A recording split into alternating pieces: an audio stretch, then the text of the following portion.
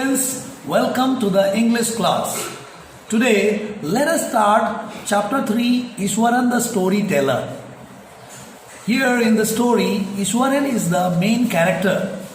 Ishwaran is working as a cook in the house of Mahendra. Mahendra was a supervisor working in a construction company. His work demands to move from place to place. Whenever order comes from his head office, he has to move to the different location, to the construction site. So wherever Mahendra goes, Ishwaran also accompanies him to that place. Ishwaran was a very good cook. He was washing the clothes of Mahendra. He was growing fresh vegetables. He was taking care of him. He was giving company to Mahendra. So Mahendra liked Ishwaran very much. He was very much useful for him. He was a very good storyteller. At night he used to narrate stories to him, and they spend the time with each other. They enjoy the company of each other. So here in the story, the quality of Ishwaran is highlighted. Ishwaran is to read Tamil books, story books, and he used to enjoy reading books. He has a hobby to read books, and he has acquired good knowledge about stories. So whenever he narrates stories, he narrates it in a very beautiful way. He used to modulate the voice in a very beautiful way. He used to make a small event also in a very interesting one. So his reader likes his story. His reader likes his story and the way he narrates to them. So here we'll come to know many things about Ishwaran the storyteller. So let us begin the story and understand. Ishwaran the storyteller is written by R.K. Lakshman. R.K. Lakshman is the Tamil author. He is the brother of R.K. Narayan, the famous author. So R.K. Lakshman likes to write stories. He has a very good creativity as an author. So now let us go through the chapter and understand it in depth. Ishwaran the storyteller. One night Mahendra woke up from his sleep and saw a dark cloud form. He broke out into a cold sweat. Was it a ghost? So this is an important line taken from the chapter. So Ishwaran is to narrate so many stories, and among them he has narrated the ghost story, and Mahendra was really afraid of that story. So all the time he was thinking about that ghost story, and he had seen a dream about that ghost. So he was really scared about it. The story was narrated to Ganesh by a young man, Mahendra by name. He was a junior supervisor in a firm which offered on hire supervisor at various types of construction sites, factories, bridges, dams, and so on. Mahendra's job was to keep an eye on the activities at the work site. He had to keep moving from place to place every now and then, as ordered by his head office, from a coal mining area to a railway bridge construction site. From there, after a few months, to a chemical plant which was coming up somewhere. So wherever he was posted, he had to go to that place. He means to, I am referring to Mahendra.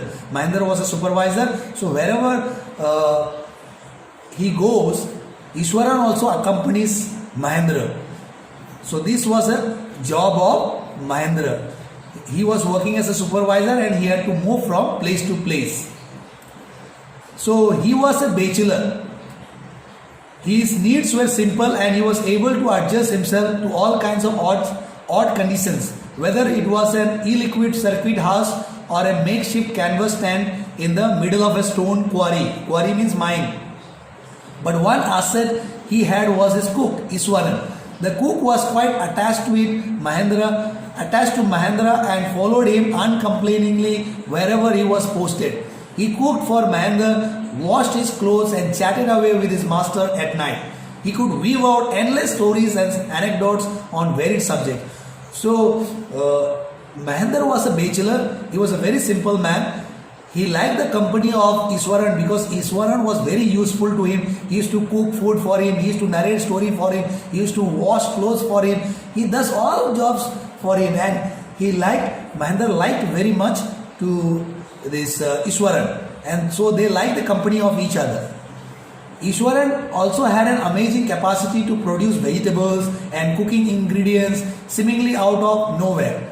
In the middle of a desolate means very far away. No, there was no shop, there was no town. So in spite of that, they were managing to survive in a better way.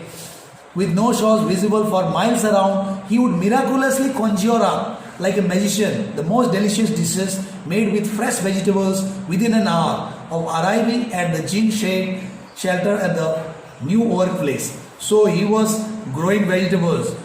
Ishwaran was growing vegetables and he was cooking fresh curry for Mahendra, and Mahendra is to enjoy the delicious food prepared by Ishwaran. Mahendra would be up early in the morning and leave for work after breakfast, carrying some prepared food with him. Meanwhile, Ishwaran would tidy up the shed, wash the clothes, and have a leisurely bath, pouring several buckets of water over his head, muttering a prayer all the while.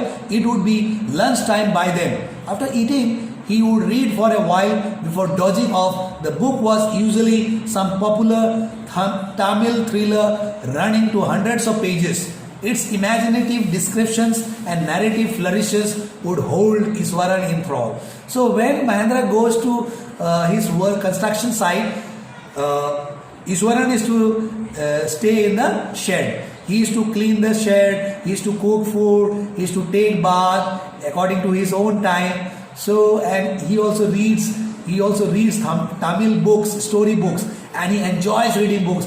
He also mutters prayers, he also recites prayers. In this way, he spent his time in the shed that is called tent. His own descriptions were greatly influenced by the Tamil authors that he read. When he was narrating even the smallest of incidents, he would try to work in suspense and a surprise ending into the account. For example, instead of saying that he had come across an uprooted tree means fallen tree on the highway, he would say with eyebrows suitably up and hands held out in a dramatic gesture. He will say, the road was deserted, there was no one, and I was all alone. Suddenly I spotted means identified, something that looked like an enormous bushy beast lying sprawled across the road. I was half inclined to turn and go back, but as I came closer, I saw that it was a fallen tree with its dry branches spread out. Mahendra would stretch himself back in the canvas chair and listen to Iswaran's tales uncritically. Uncritically means without questioning. Tales means stories.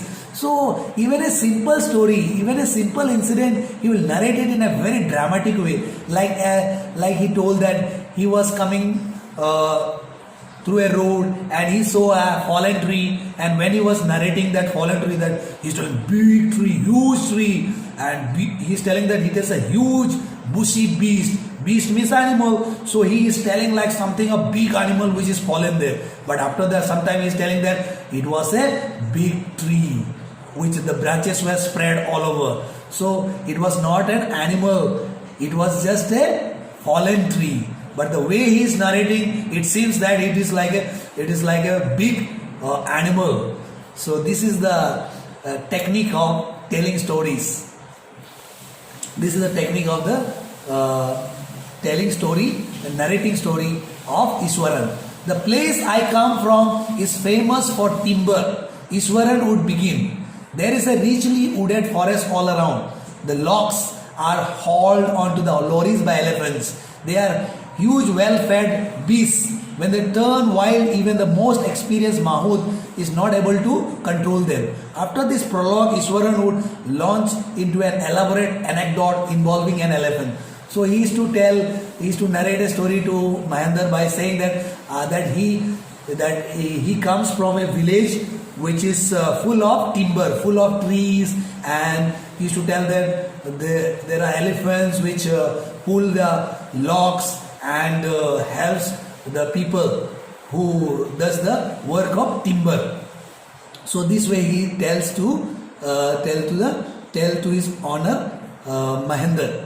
So he begins a story. One day a tasker escaped from the timber yard and began to roam about, slamping on bushes, tearing up wild creepers and breaking branches at will.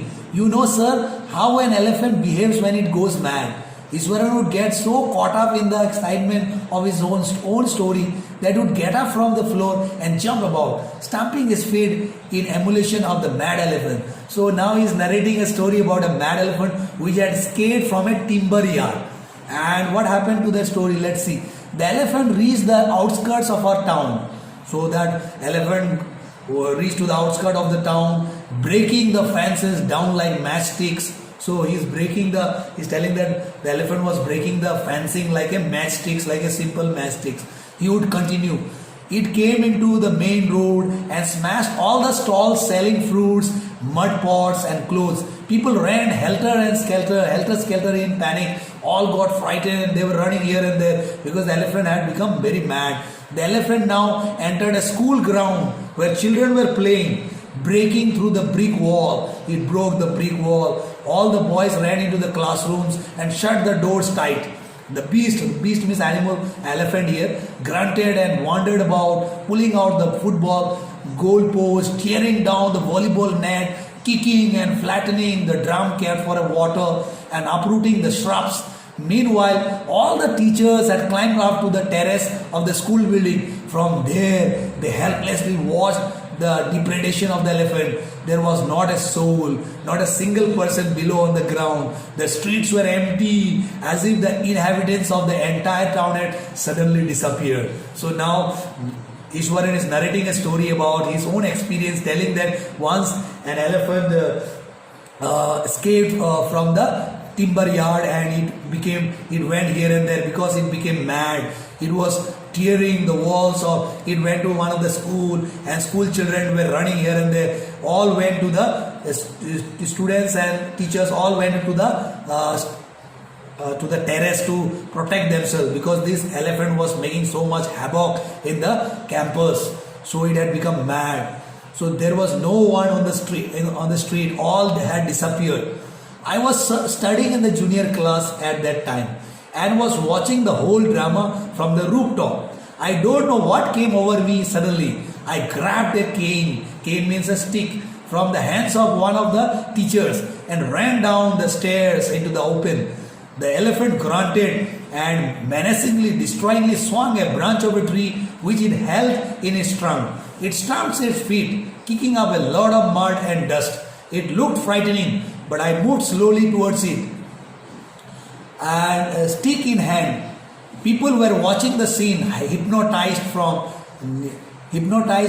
nearby housetops. The elephant looked at me red-eyed, ready to rush towards me. It lifted its trunk and trumpeted loudly. At that moment, I moved forward and gathering all my force, waked its third toenail. Third toenail means that is the tusk on the quick. The beast looked stunned, surprised for a moment. Then it shivered from head to foot and collapsed and fell down. So he is narrating a story about his school days. He is telling once when he was studying in junior class, that time the elephant had become mad and it had entered into their school campus, and all the children and all the students and the teachers had gone to the terrace to protect themselves. And so at that point of time, Ishwaran as a child took the stick from one of the teacher and took that cane stick and went to the ground where the elephant was making sound, so much havoc it was making. So he went in front of the elephant and tried to do something. So he tried to hypnotize. With this Ishwaran tried to hypnotize the elephant, and he managed to hypnotize the elephant, and the elephant collapsed, it fell down. It fell on the ground. At this point, Iswaran would leave the story unfinished and get up mumbling, speaking softly. I'll be back after lighting the gas and warming up the dinner.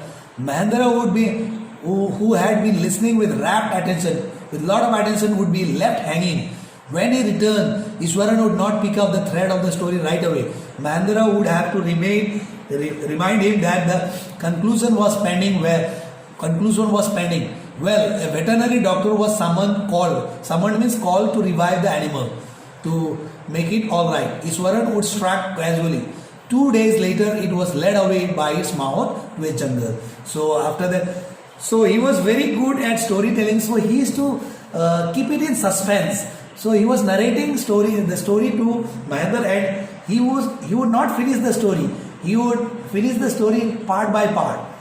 He will try to create curiosity in the minds of Mahendra. So in this way, it was becoming very interesting. So the second part of the story is about that.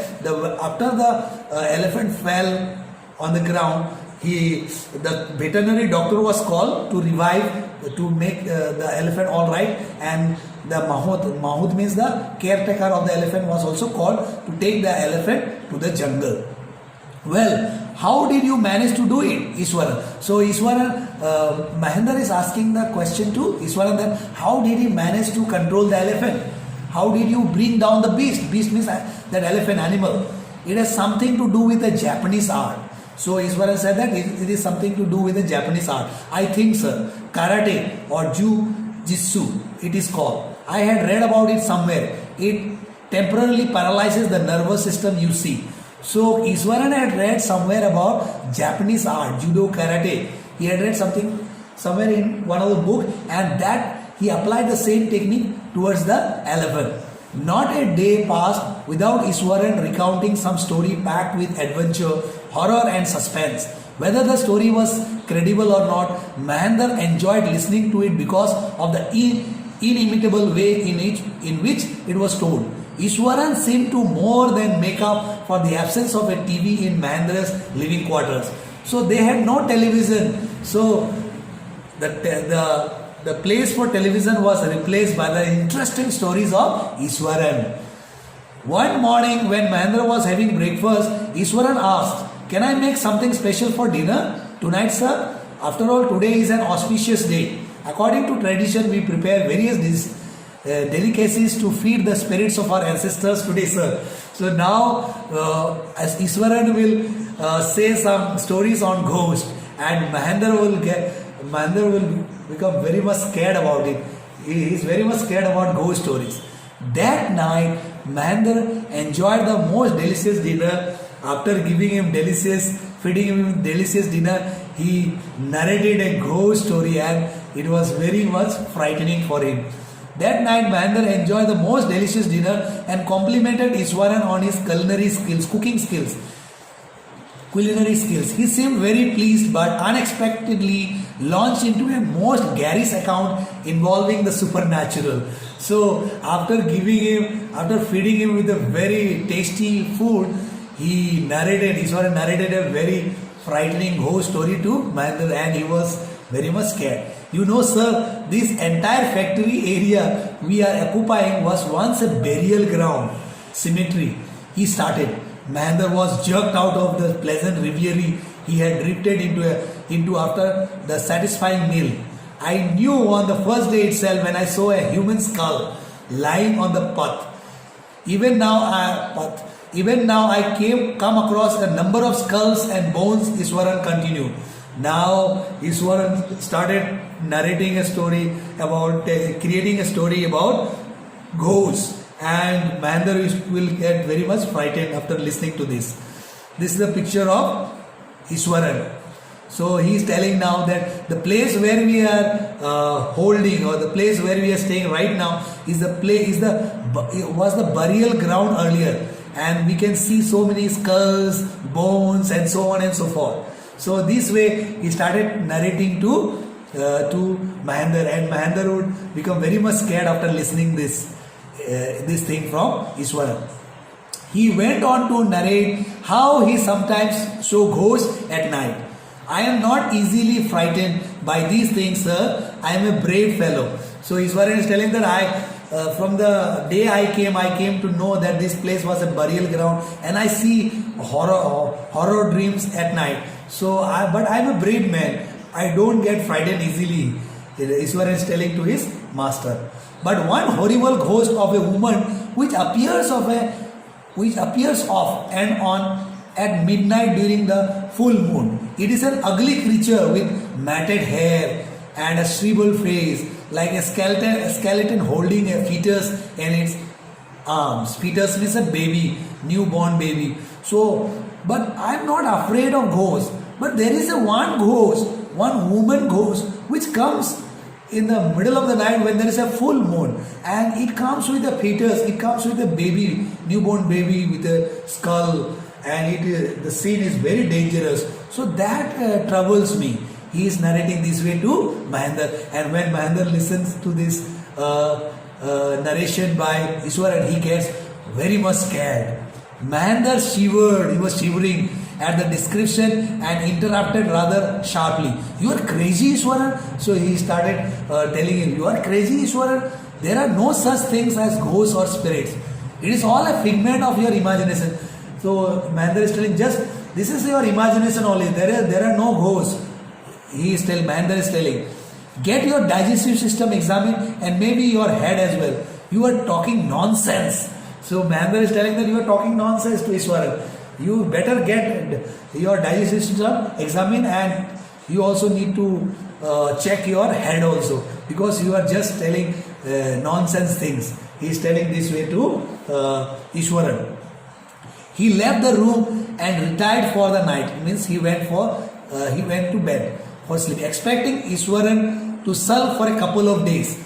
Means he wanted to avoid Iswaran because Mahendra was very much scared of ghosts, so he doesn't want to listen to the ghost story. That's why he wants to avoid Iswaran for next few days. But the next morning only, Iswaran started to remind him about the ghost story. He was surprised to find the cook as cheerful and talkative as ever.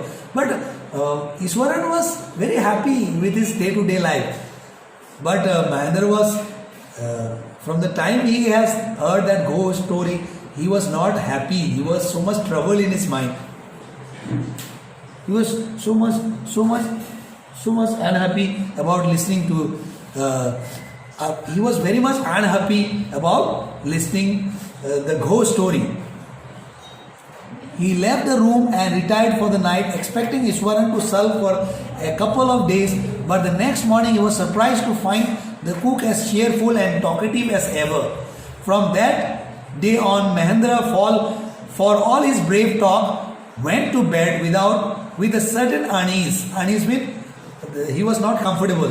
Every night he peered into the darkness. So at night he used to he tried to look through the window in the full moon, outside through the window next to his bed, trying to make sure that there was no movement of darkness, dark shapes in the vicinity. Vicinity means in the nearby areas. But he could only see a sea of darkness with the twinkling lights of the factory miles away. So at night he used to check that whether ghost is there or not, or something dangerous is there or not. So this way he used to check at night. He had always liked to admire the milk white landscape on full moon. So the scenery at night was very beautiful. So he used to enjoy also, but there was so much fear in him.